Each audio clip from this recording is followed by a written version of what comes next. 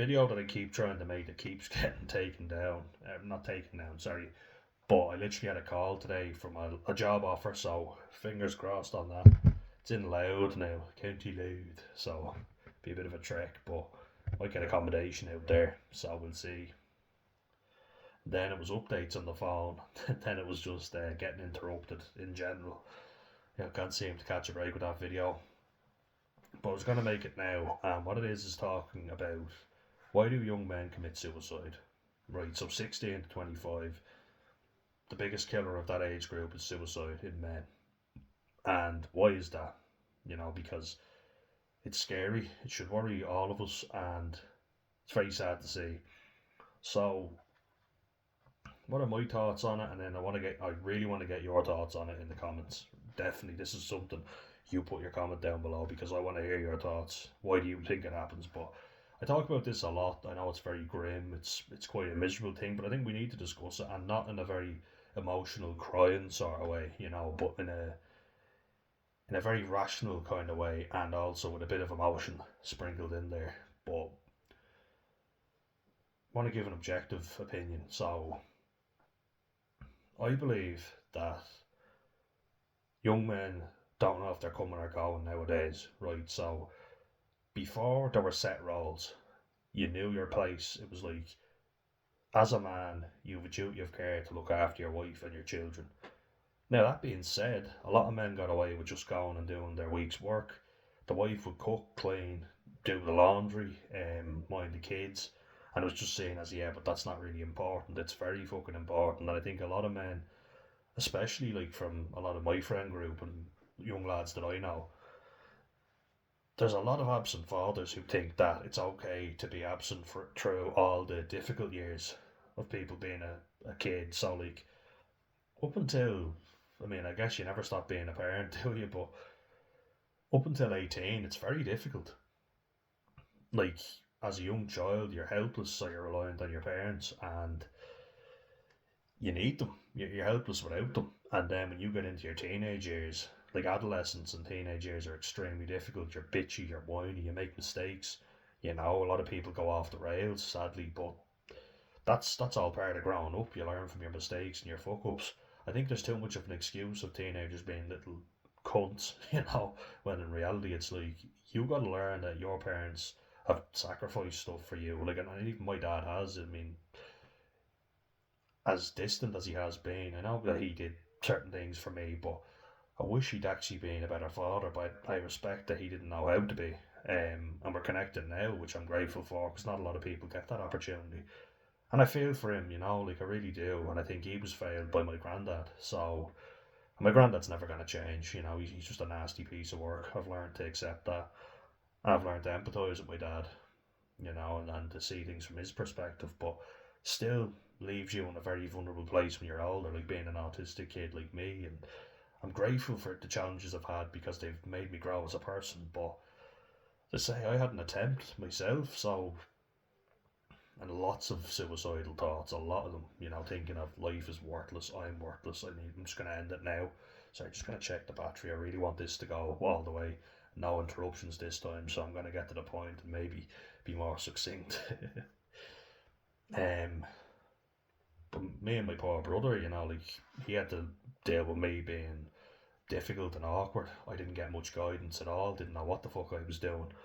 And I get a lot of people are like that, but it's kind of like invalidating your feelings because people are like, you've the world at your feet now, the world's your oyster.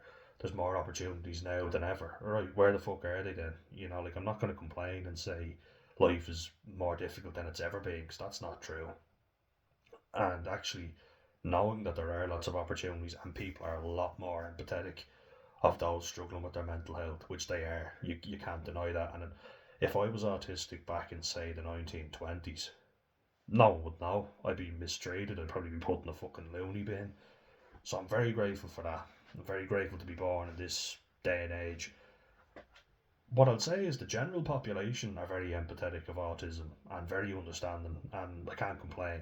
Kids will be arseholes, but the general population and people genuinely do want to know, how can I help, which I'm so happy to say.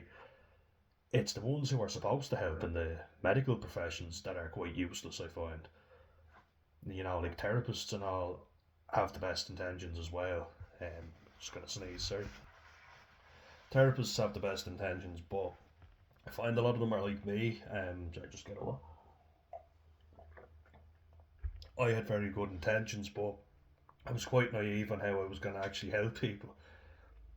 But I had good intentions, and people being an ear to listen to someone, that's important. That's very important. I just find that nowadays, do you ever notice how much everything is geared towards women? Right, so a lot of things are geared towards women in STEM. You ever hear that? Science, technology, manufacturing, and engineering, I believe, is the E. um, that's great. Like when I'm talking to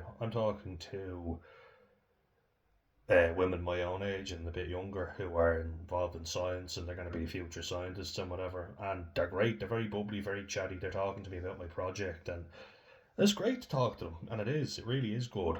They're very ambitious. They're very motivated. Young men aren't like that. You'll notice that a lot. Very few. They're kind of like, okay, meh, very apathetic. There's a lot of young women who have a lot more ambition and goals, and I think that's a good thing. But young men are getting left behind big time, and I'm coaching them. I see them. I see a lot of very good young fellas. I'm glad that I can help them out. I got the luxury of giving the match ball out. So I had a new Crusada ball, which is the company that sponsors the Outlands kit, and it was a really nice brand new ball. And I was told by the he's not the head coach, but he's the teacher, so he's like our communicator of games, etc. He communicates with other schools. And he handed me the ball and he said, Dan, I want you to nominate the best trainer today. Whoever trains the best gets the ball. And the young fellow he picked, he puts in a lot of effort, so he's really good. And he really does a lot of good training, even though he's an excellent athlete. He's not cocky. Plays Gaelic, plays soccer, so I'm really impressed with him. And he shook my hand. I was like, "No, you earned that. Fair play to you. You deserve that." And I was glad that I had the opportunity to give it to him. Um, but yeah, like you see a lot of women say men need to be more sensitive and understanding, and they want us to provide, and it's kind of like men are providers, but you feel like there's always something better. And I was talking about that in my social media video, but women are always holding out for something better. They see the fellow with the ripped abs, and it's been shown. The top percentage of men, the ones that look like Alan Richardson, are getting all the pussy. Don't want to be crude, but they are. And women want the best, whereas men are getting left behind. There's a lot of sexless men. Um, there's a lot of very frustrated men. There's a lot of men getting mistreated, and like when I worked in various different jobs, there's a lot of lazy women who just were like, I'm not doing that. I'm too good to do that.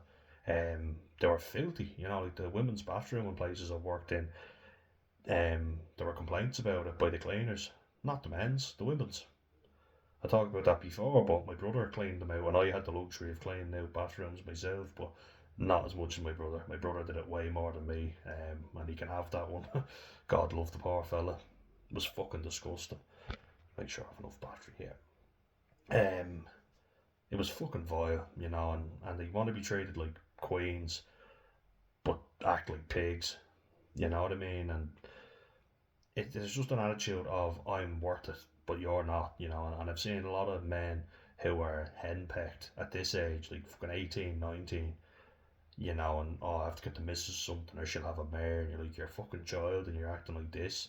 What will you be like when you're married? Fuck me. You have a lot of older men who are like, oh, you're a coward, you're weak, you've no backbone. It's like, fuck you, you've only come into my life in the easier years when I've everything sorted to tell me what a coward and a pussy I am. Like, my dad wasn't involved in anything really until I was 18, 19. A lot of men, you'll notice, it's a lot of throwaway comments. So the older men in your life don't give any useful advice until it's too late. You know, they come in to tell you how much you've fucked up in life, and you're kind of like, well, you haven't helped me out at all, so that's kind of on you, isn't it? And don't want to blame them for everything, but at the same time, they have to take some fucking responsibility. So young men are struggling because everyone is bombarding them left and right. You're weak and you're a pussy, but oh, you're not feminine enough. You're so misogynistic. You're a fucking arsehole. You're a coward. You're a pussy. You can't stand up for me. You're weak. and all this negative stuff. No wonder they're fucking miserable. They don't know what they're doing in life. They're told, oh, you got to get a trade, or no, you got to go to college. You're thick, you're stupid. There's so much shit. It's definitely something I'm going to touch on in the future, guys. What's your thoughts on this? But this will be part one, and then I've got other parts as well. But phone's about to die, so I want to leave it on that note, and I'll see you in the next one. Cheers.